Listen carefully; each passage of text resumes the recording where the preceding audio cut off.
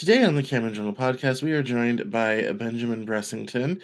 He is a trailblazer in the AI-driven business transformation space. He has a company called Automate Boring, where he helps companies automate their tax issues, get tax credits, be an accountant on steroids. And this conversation is oh so prescient today because this will not air until 2025. Filming this in December of 2024. I was reading so much about AI this morning, and how, the conversation about AI is going to kind of get blended into the greater tech conversation. So this should be an interesting way to start the new year. So welcome, Benjamin, to the Cameron Journal podcast. Hey, thanks, Cameron. I appreciate. I'm glad I'm here.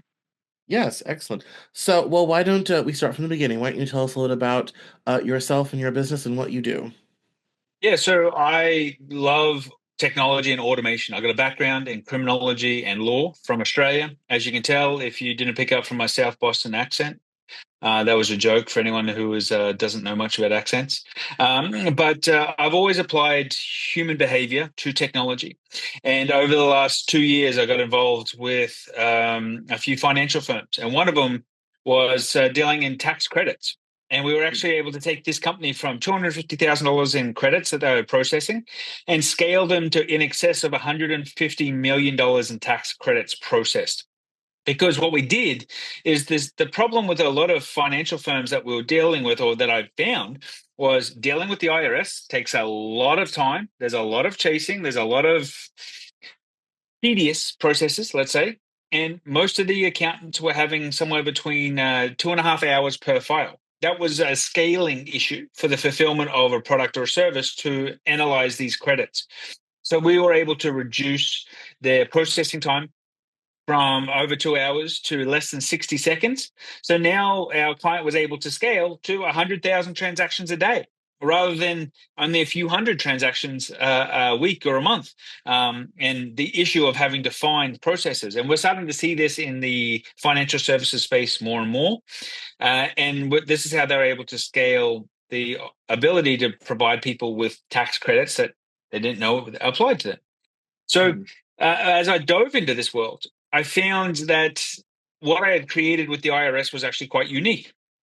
And I found that one of the other big problems was people with tax debts.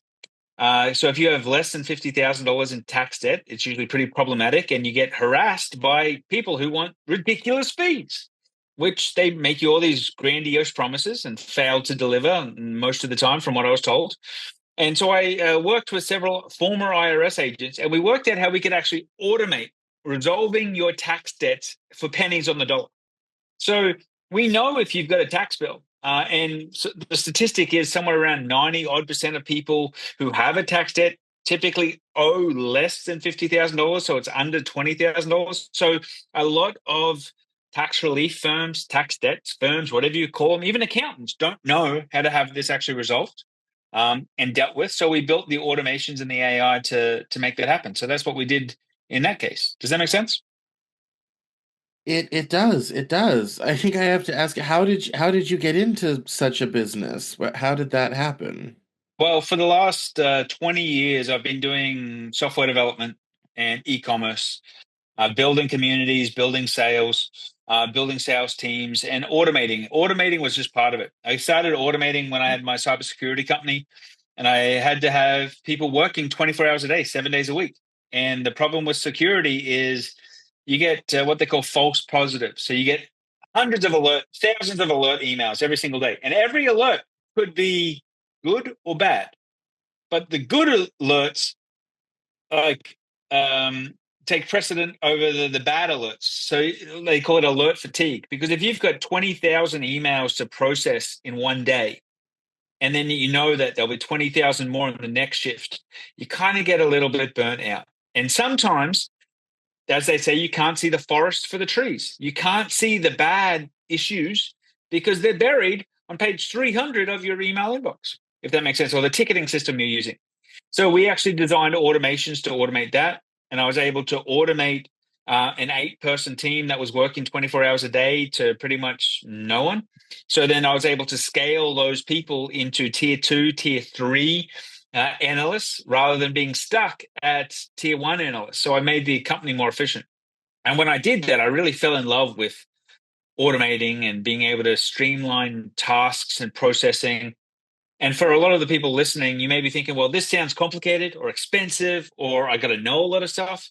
And the answer is if you can use your email, if you can use Chat GPT, I promise you, you can automate more than you're aware of. And it could cost you a Starbucks coffee.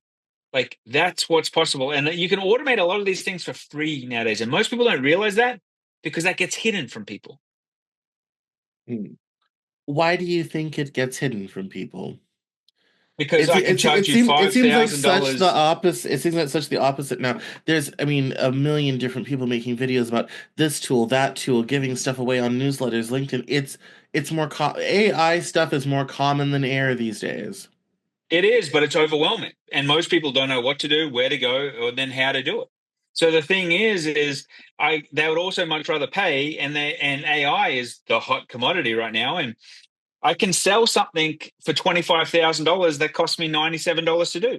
And this is what happens in the AI industry because it's such in demand. Like if I can help you be more efficient and effective, people will pay for it.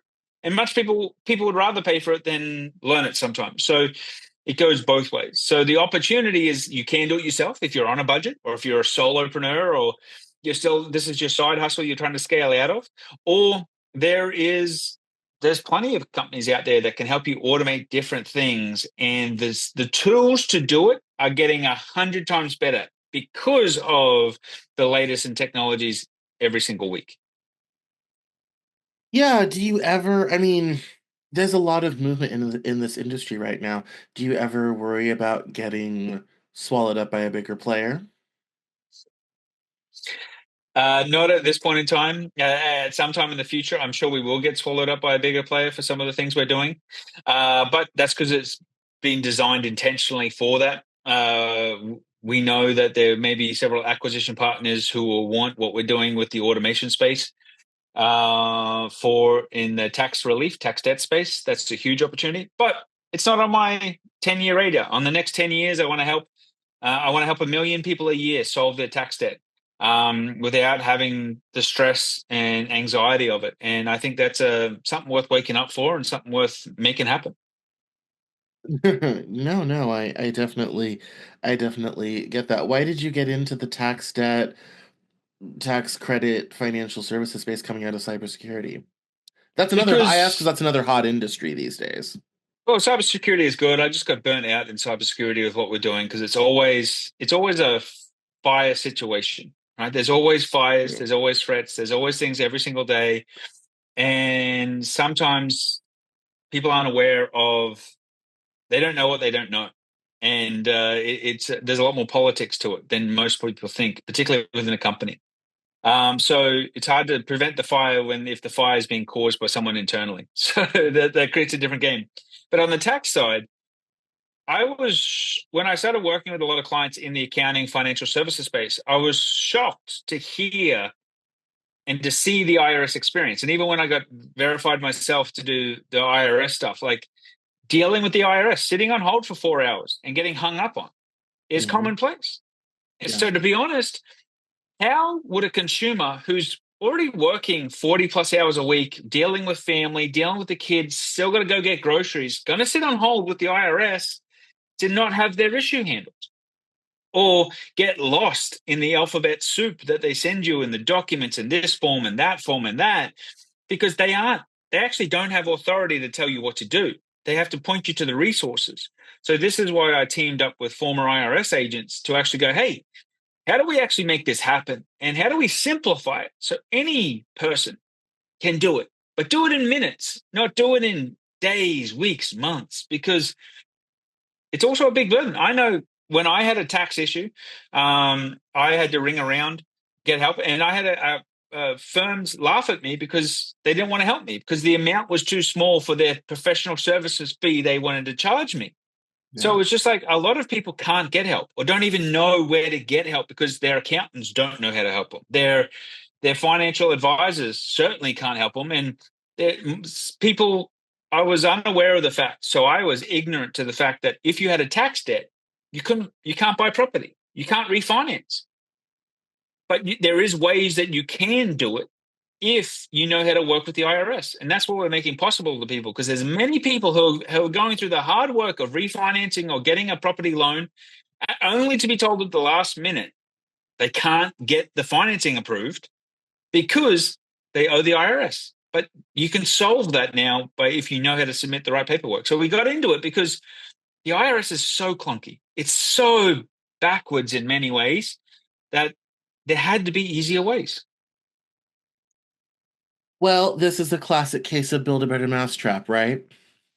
Yeah, it is Yeah. 100%. Yes, it's now turning, kind of our attention over to the not just the tax but the tax credit side of thing. Obviously, the US tax system is labyrinthine at best. How do you get an AI to learn all that stuff? It seems impossible for any one thing to know, even something as powerful as AI.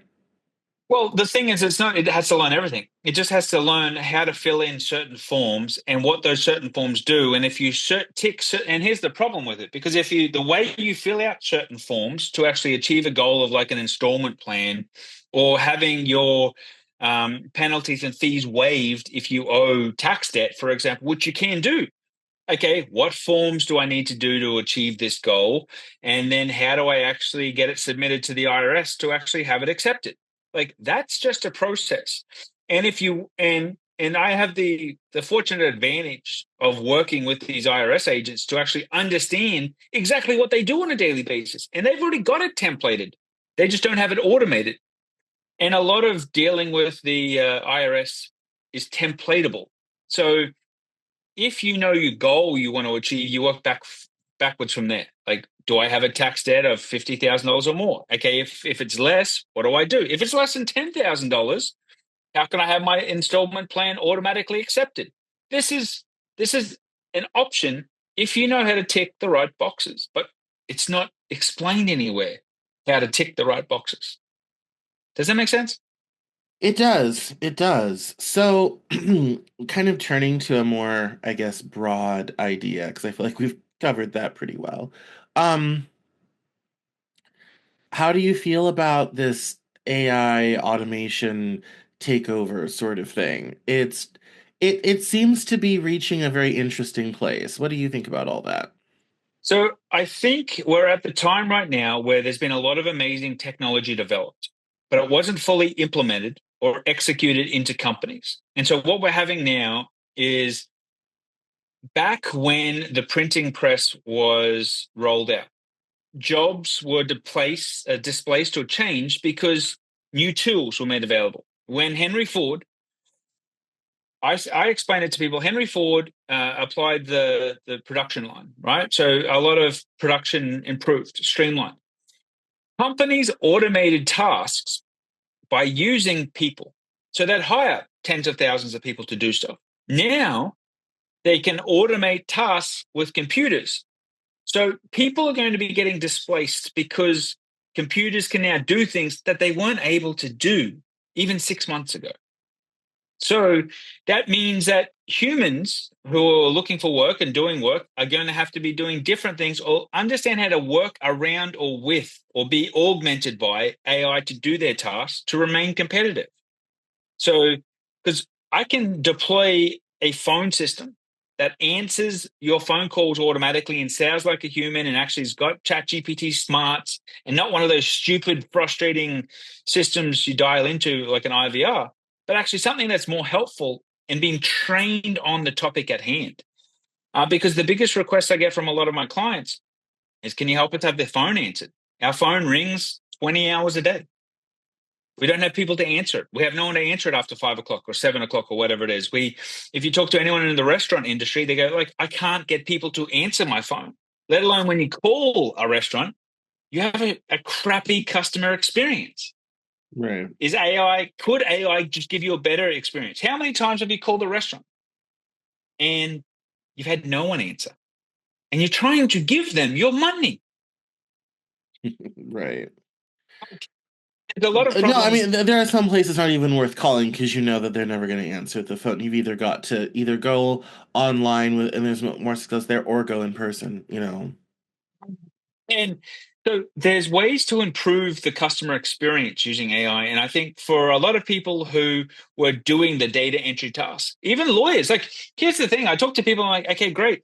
Pilots have been using autopilot for years. And the thing is the only reason they're on the plane is because they have to, by FFA regulations, is actually take off and land. Autopilot can't take off and land yet. But as soon as it can, what's the pilot going to do on the plane? They're already having robot truck drivers. You can have heart surgery by a surgeon who's literally on the other side of the world controlling a robot that's cutting you open. This is commonplace, yet people, and like when you walk into, I'm in Bentonville, which in Arkansas, which is the home of Walmart. I'm And sorry. a lot of this, a lot of the stores here got massive automations. They got self checkouts. You'll have one person manning 100 self checkout machines. And it's quite amazing how they used to have 100 checkout operators, but now they don't. So what are they doing? Right, but taking self-checkout, let's face it, it doesn't work very well. If that's the future of things and self-checkout is an example, I don't think people are going to tolerate this for very long. How many Well, times have you had to have someone walk over because you moved the wrong way and now the machine refuses to work because it thinks you're stealing something, you know? I get it, but that one person from the business perspective is manning 10, 20, 100 checkouts rather than having 100 people. There's no way they're going to go back to having 100 checkout operators.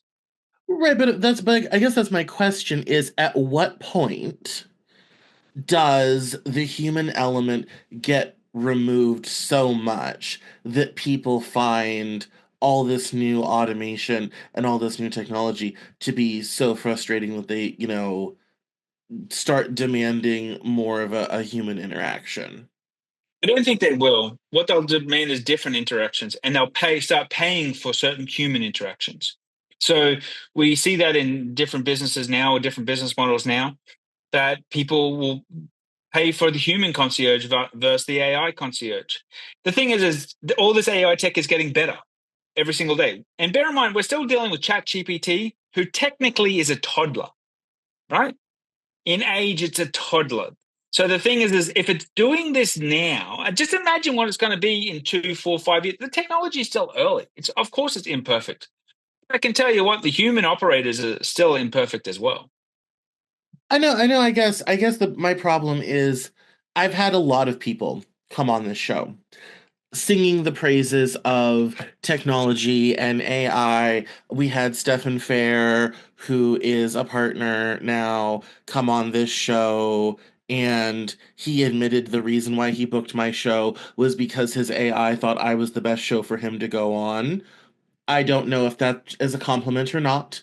Um, and he talks about how we're all going to be unemployed by 2026 because AI is going to render vast swaths of the economy useless. I've had people come on here and talk about longevity research and why we're going to live to 150 and all this type of thing. And the one thing, I even had a guy way, way back at the very beginning of the show who wrote a book about 3D printing and all this type of thing, and he frightened a convention of Chinese injection mold manufacturers in Shenzhen because he said, yeah, 3D printing is going to render your entire industry obsolete. He was not popular.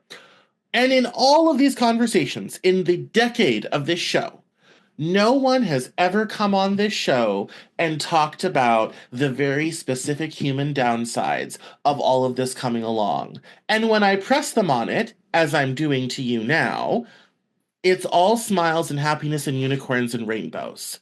I'll And tell you, here's the I'm answer. sitting here as someone with a background in history, in humanities, in creativity, and being like, I'm sorry. Am I the only one that thinks this is actively making our society so much worse and so much more disconnected, and nobody seems to care? Well, 100% agree with you on the Apparently. technology perspective of disconnecting and depression and all the anxieties that go with it. It is certainly flaring that up.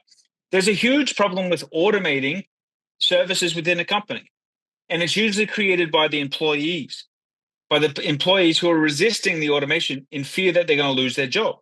So with most order, and this is one of the big problems I have my clients address with their team first. I'm like, if you're not going to talk to your team and reassure them that this is not going to replace you, but what we want to do is now start to augment you. So I'll give you an example.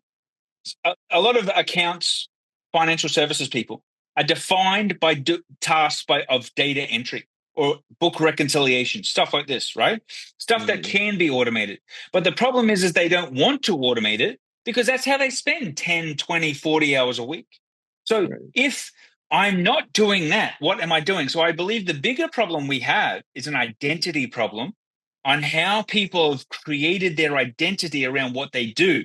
Now, what they do has to evolve. So, yeah, there's going to be a lot of people. There's going to be, unfortunately, a lot of people who are lost because they don't know technology. Many people still can't use their phone.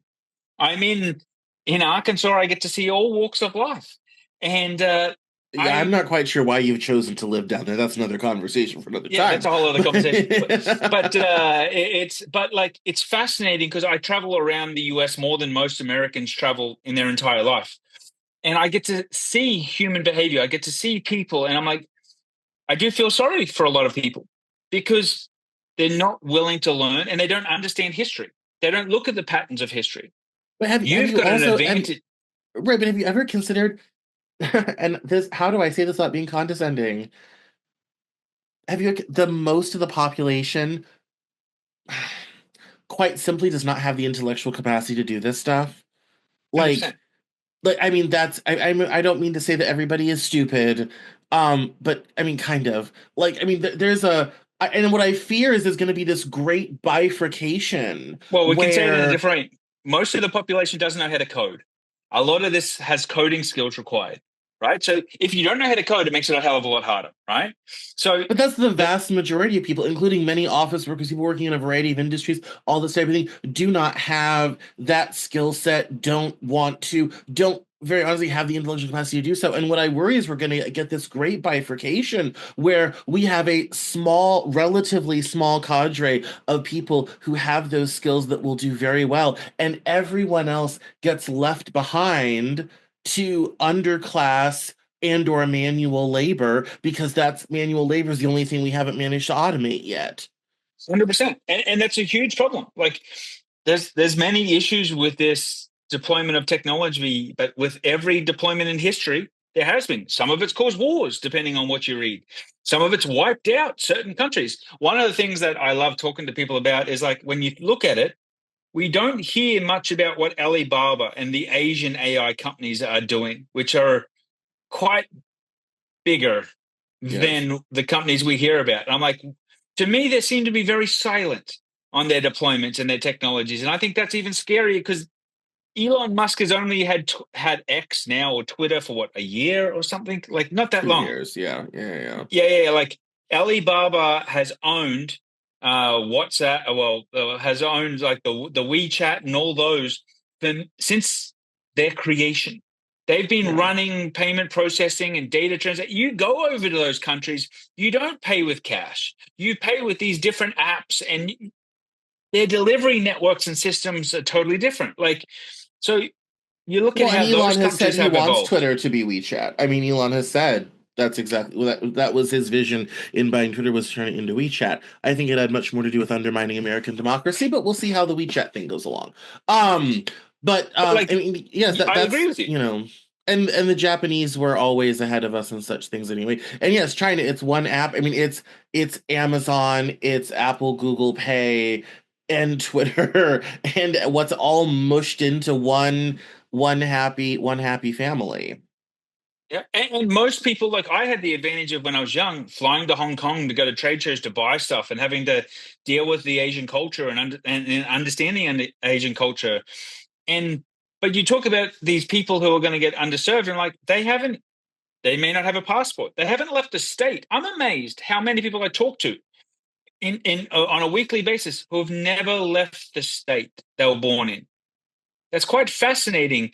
Yet, That's because you live in the wrong side of the country. I grew up in Northwest Arkansas, so I know Bentonville very well. Fayetteville, yeah, Springdale. I remember I lived there before I-540 went through. That was a two yeah. lane 71. It was not great. We didn't want to drive on that road. And so it's, I mean, no, I mean, it's quite some, it's because that's, I mean, yeah, you live in the wrong part of the country, but again, another conversation. But I mean, yes, most Americans don't go that far, travel that far. International travel is incredibly limited. I have Well, and I lots want to of add a disclaimer to that. A cruise yes. ship is not international travel.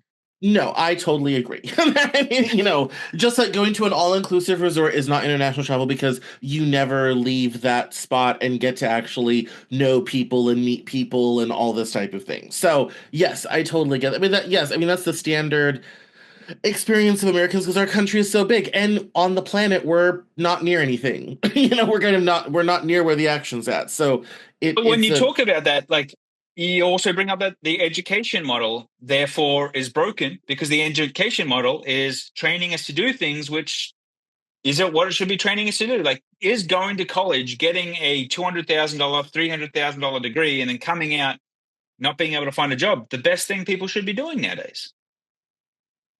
I think that's a conversation we've been having for a long time. I think there's definitely a place for college and higher education. I think the problem is we really want it to be job training and it isn't. Yeah, And we had some very unfortunate narratives around that, which I've written about in my upcoming book, America's Lost Generation, about millennials and all this sort of thing. There was a lot of narratives around that. I don't think people realize with college it's not the degree that gives you the power. It's the networks, it's the introductions, it's the people you meet. I know because I went to kind of a second tier school without a lot of that. And if you go to a really big school, you get a lot more of that, which is very helpful and very handy.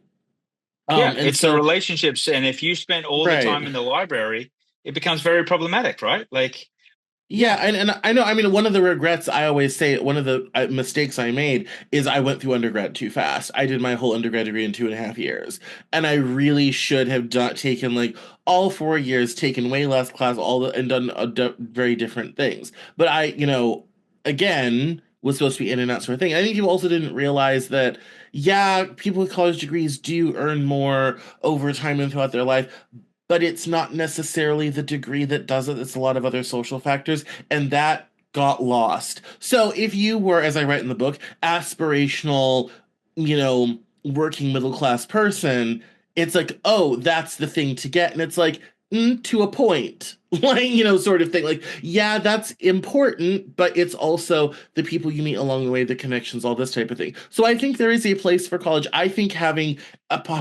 quite frankly, professionals in fields who know something of sociology and humanity and all this type of thing is very important. And Silicon Valley's behavior proves that on an almost daily basis.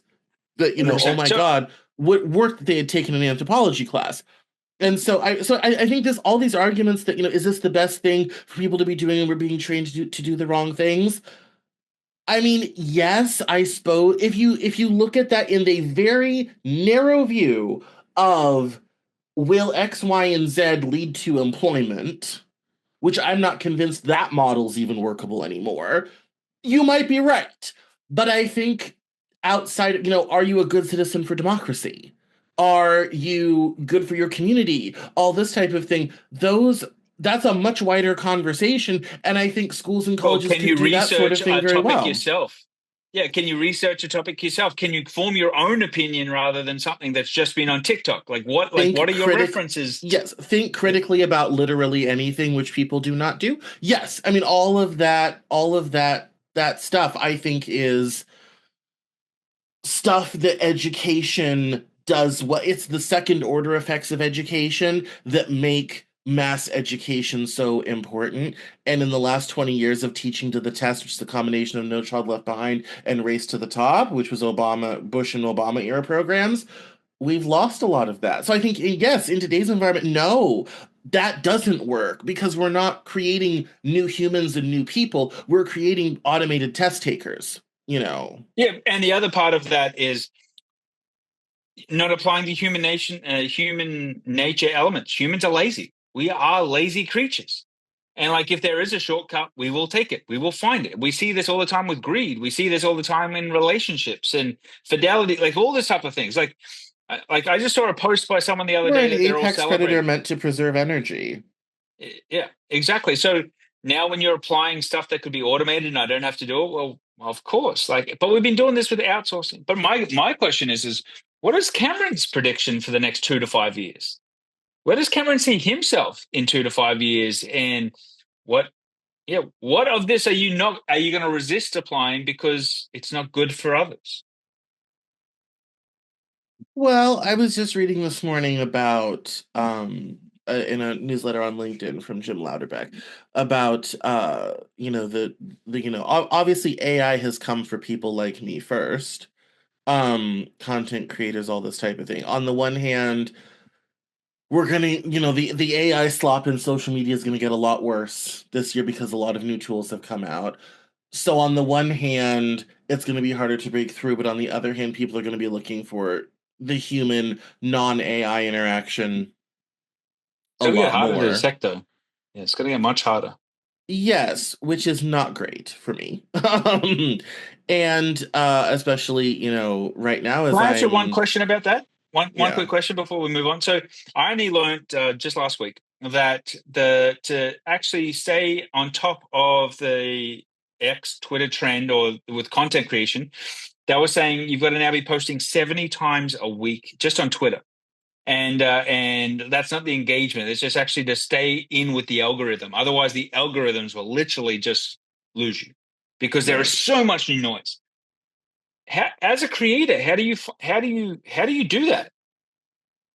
I mean, I don't. I'm in the according to Buffer, I'm in the top 5% because I post about well, last week was I read the report card this morning.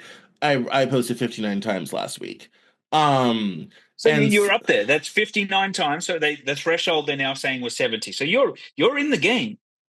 Yes, and I mean I think but I mean I think that's, I think that's also kind of part of the problem is that we're getting to this place where all that matters is sort of volume, which I don't necessarily think is good because when you scale up volume, quality collapses pretty fast, especially in the content game. Um so not necessarily that's not necessarily an improvement. I'm very lucky. I adopted automation for social media distribution a long time ago. I was an earlier adopter of Zapier, so a lot of my content distribution, which I years and years did by hand, I use Zapier, figured out how to automate it, and now I press publish on the Cameron Journal, and a lot of things happen. Podcasts go out, and a lot of different things happen, and I don't really have to touch it. Um, so I think as this AI slop comes along, I think people are going to really be looking for, the human connection. I think what I'm fearful the most of is companies are going to rush into AI.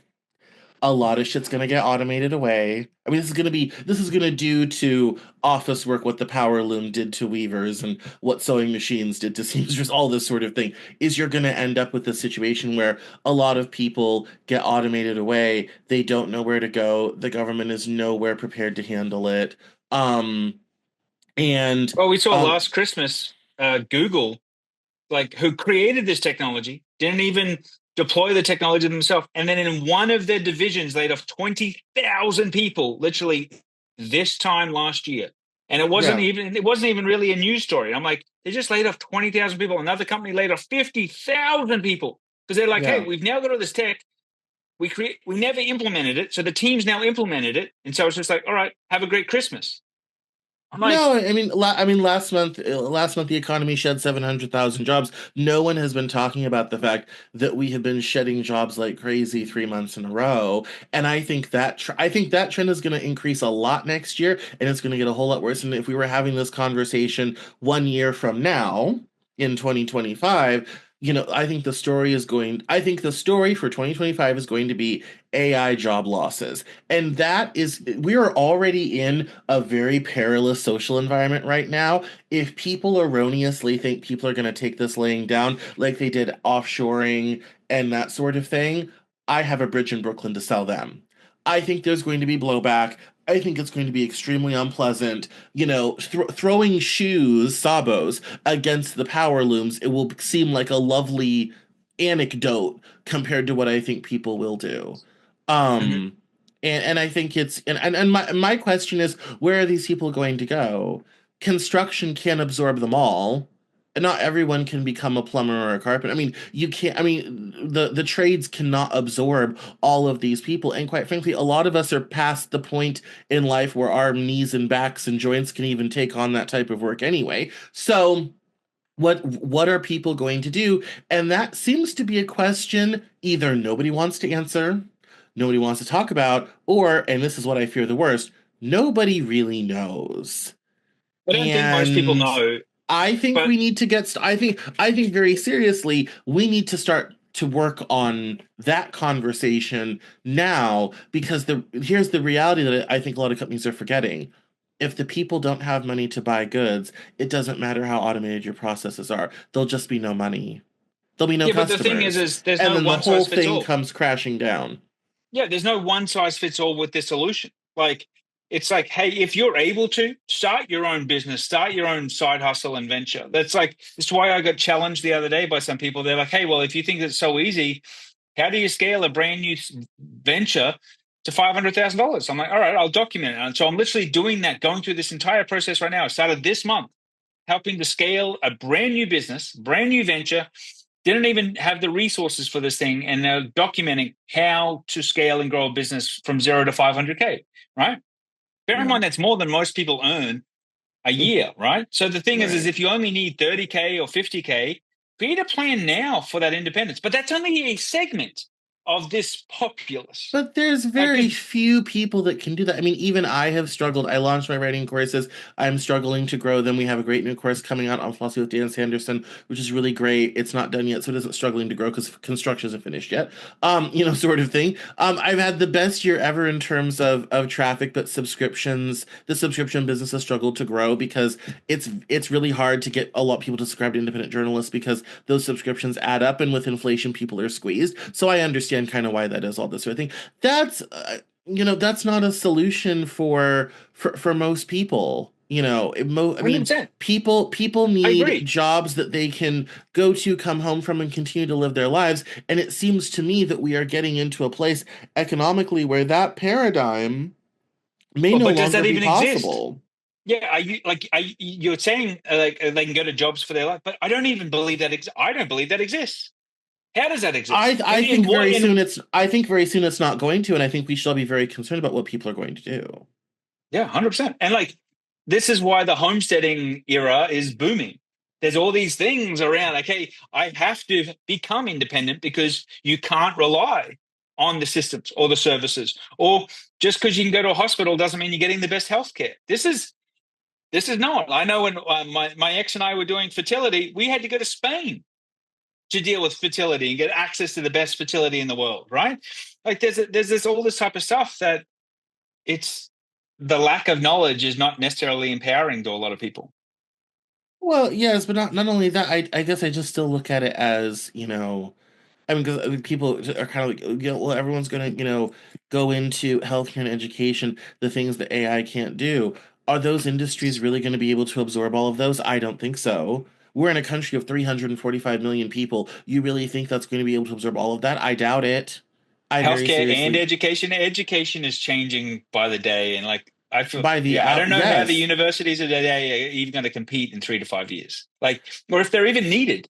And besides their sports teams, what are some colleges good for? Well, I mean, I think people forget the universities are usually the ones that lead, especially in medicine, biomedical research, all this type of thing. I mean, that's why America has all the scientific advances we do, is because we have the best university system on the planet. We draw talent from all over the world, and that causes, innovation, new things to be invented here rather than everywhere else. Well, I Um, think it did. Europe is becoming a massive powerhouse now. Dubai, for their billions they're investing. Like, there's other parts of the world that are actually becoming havens that most people aren't even aware of for certain medical, uh, for certain education. And I think we're on a Europe global is very playing good at field. Yeah, I mean, Europe is very good at the research end of things. What they're not good at is starting the companies to bring the products to market. The European economy is so impossibly overregulated and stagnant, it's not even funny.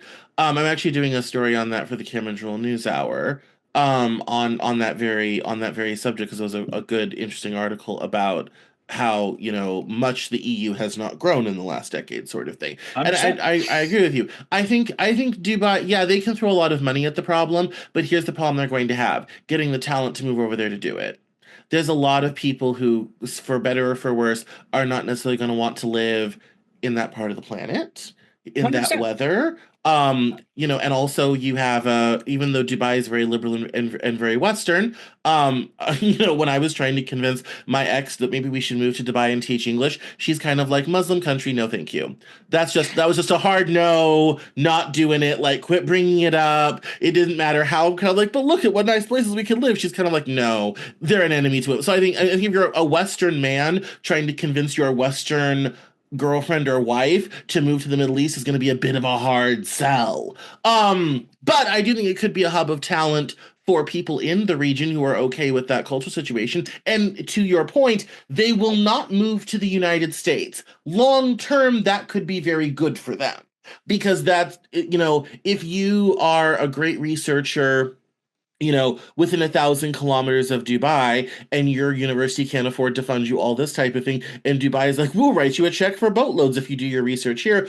Why schlep to the US and learn a whole completely other different culture when you could move to Dubai, have most of the advantages of the West, but with the culture and food you're more familiar from? All this sort of thing. Yeah, in 20 years, yeah, Dubai becomes a hub of research for all the talent. Whereas Europe and the US have a lot of domestic talent in both of those places as well. So I think universities are still important for that. I still think having the ability to spend, 4 years learning in an in-depth way on different subjects is still a good thing for humans and for people going forward. I think just because we have an AI that can tell you all about it does not replace the process of actually learning it. We are becoming a society where nobody actually knows things. They know how to Well, Google that means them. we're a They know society how of to people who find don't them. learn. Yes. Which is why when you say, oh, do we need universities 5 years from now? Yeah. And we should quadruple their size. We should, Scott Galloway says, Harvard should admit 4 times as many people as it does, because you can then take people and turn them into great innovators, all this type of thing. And I worry that we're getting into a place where what we used to be you can just Google that and find that. It's going to become, we'll just ask, Claude or Grok or whatever have you. And you're going to become really a society where people don't know anything. They don't learn anything. They just, they know enough to type in to prompt, and the computer does all the thinking. And Yeah. then where does new knowledge come from? Where's the Well, you've actual already got a learning? generation who doesn't want to drive. They don't want to get around. So then, so what happens? Well, I mean, I think I found in my many conversations with urbanists and all this type of thing, they are not interested in. I always ask them kind of like, do you folks not go anywhere? No, they really don't. Actually, they really don't go. And if it's not within, 10, 15 minutes of where they physically dwell, they If there's just no don't. scooter in the front door, or if there's no bike they can rent, or if there's no Yeah, train, or if Uber's not there, which it's just is not happening. which is just so crazy to me because that's completely anathema to my whole lifestyle. Like, it's just, that I've never, even when I lived in downtown Seattle and I was car free for like a year and a half, that was still not my life. I'm kind of like, do you just like, you just don't leave that small area, and everything I you was in do St. is in that Louis small area. last It's so week. crazy to me. I was in St. Louis last week. Later this week, I'm in Seattle, and then in Vancouver, and then I'm literally driving back. Like, it's like, just because I haven't explored that part of the area well, and I want to go explore. So it's just like, Well, and even but even people, just even when I'm currently staying at a friend's house because my apartment is being renovated due to a plumbing issue. Even when I'm at home in Wilmington, I have a doctor across town, but it's the only one, so I got to make the schlep sort of thing. The other doctor is opposite town of that, and that's just medical. We're not even getting into where I go to get my car repaired, which is in downtown Wilmington, sort of thing. It's like, even in my ordinary everyday errands, my life is not within a 20-minute space of where I live. Like, No, never. Like it's no, like I have places to go, people to see, all this type of thing. I don't usually, live right in the concentrated area. So if I want to go to some specific event, I'm taking an Uber, whatever have you. Yeah, I mean, this is so I But you're don't not the necessarily norm. understand that. Yeah, Yeah. like 80% of most people spend their money within 5 miles of their house. I've never lived in a place where the things I want to buy are within 5 miles of my house. Like actually, it's just so crazy. It's just crazy to me. It's just so great. But I've been staying here in Connecticut, and we have, to your point, two different Targets within 5 miles of each other, and I'm kind of like. But it just makes no sense to me. Like, why would those two things be so close? But it's to your point, is that, because there's, enough people nearby these places that within, they can get that many people within that area. And so You should it is ask very people, strange. how long have you been shopping here? Oh, for 10 years. Do you go to Yeah. the other? Oh, no, rarely, rarely. No, no, no. Like Yeah. we're creatures of habit. Like Yeah. you go to the same coffee place, you go to the same doctor, like you use the same toothpaste, and companies exploit this. Of So course. No, yeah, and there's many when layers to you're this marketing conversation. B2C and bringing a new product to market, that's the hardest thing you have to overcome, always, always and forever. So I get that. I get that sort of thing. I'm not. I guess the big grand point of this, because we're coming up on the hour, so we got to wrap it up. But my big grand point is that this doesn't seem like a good and positive future. I'm sorry. Like, I realize probably for what you do with the tax credits and the tax debt and all this type of thing, that's probably incredibly useful. And the less we have to deal with the IRS, I think the better, probably in the long run. And if we can, we can automate the tax man away, no one will be sad to see the back of him. Sort of thing. But more broadly speaking, and I realize you're only a small part of this industry, but more broadly speaking, I feel like this is going to make society a lot worse in ways that we don't even understand yet. And it's going to become very, very hard to function. And I think unfortunately, I think a lot of people aren't going to survive, possibly Well, myself included. I think there's a huge challenge that people are still yet to deal with is the medical issues due to social media and the adaptation of technologies. Because there's many person who can't remember what life was before the phone or Right. how you used to have to do things. You probably can. So the thing is we're yet to see some of the biggest problems. We're yet to see some of the biggest issues, and we're yet to see Elon deploy those 100,000 robots that they're going to deploy, and companies going to be buying. And it was funny. I was talking to someone about AI the other day, and I'm like, do you know the very first one of the very first roles that AI actually replaced? Mm, Do you what? know? No. Security guards. Security guards were one of the very first jobs replaced by AI. I didn't even think of that as one of the first jobs, but yeah, it was like because consistency, reliability, because that's what you want from security. Where you don't, and this is part of the thing with technology, it can be more consistent than a human. And yeah, the next evolutions of what's coming out and how quickly it's coming out is scary. But the thing is if I want to survive, I have to work out how to adapt. And I think that's the big lesson here. How do we adapt and how do we help people adapt? Like, because people will get left behind and people are getting lost in the technology. And I think that's what's scary. I don't think it's going to matter. I mean, I think it's a nice thing to say, and everyone has said that to a man. Everyone has come on this show and said exactly that same thing, and I'm kind of the lone voice in the wilderness, being like, I don't think we can. This isn't the automobile has come in. We'll just use fewer horses. We don't need to breed them as much, and horse sales will go down, and it's a bad time to be a horse dealer, sort of thing. This is very different than that. This is paradigm shifting. I don't think we adapt to this. I think there are some people that will be advantaged. The vast majority of people will be left behind. And to be very honest with you, a lot of people are just going to die. And unfortunately, I don't think anybody at the top of all this, including Sam Altman, Elon Musk, Mark Andreessen, Peter Thiel, and the lot, as much as they talk about the fertility rate and everything, I don't think they care. None of them are out here trying to make sure you or I or anyone that we know are going to survive this transition. No one cares. It's everyone for We're themselves. going back to the highly competitive dog eat dog, every man for himself sort of situation, and that's probably great for them. The regular person does not want to live in that Well, type of society because you think crime is bad now, you think getting held up in the corner is bad now. Let me take you to Johannesburg, South Africa, and I'll show you how bad it can get. Let's go to Brazil, and 100%. I'll show you how bad it can get. Like, Yeah. it's gonna get a lot worse. And when we do not have a society anymore, and we don't have basic trust and innocent humanity anymore, and everyone is just trying to be a crab that crawls out of the bucket, that's not a place any of us want to live in. And I'm very, very afraid that we are heading towards that at warp speed. And it's going to be bad.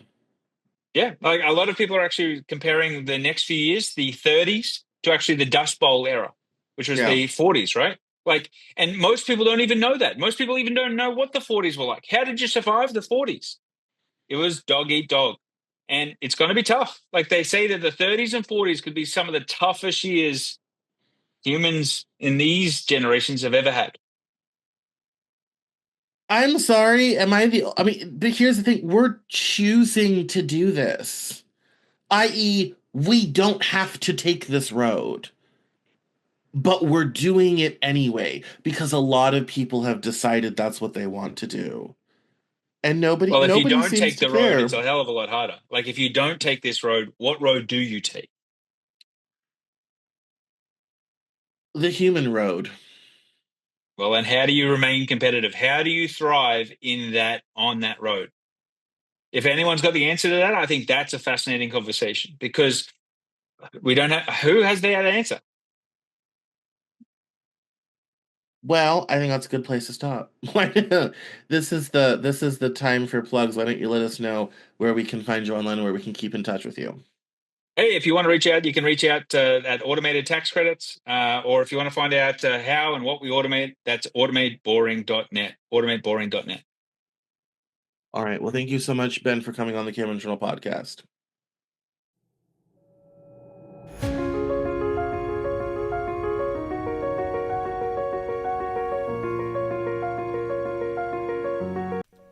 That's all for this episode of the Cameron Journal podcast. Thank you so much for listening. Visit us online at CameronJournal.com. We're on Facebook, Twitter, and Instagram. And I love to talk to my followers and listeners, so please feel free to get us on social media at Cameron Cowan on Twitter. And we'll see you next time on the Cameron Journal podcast.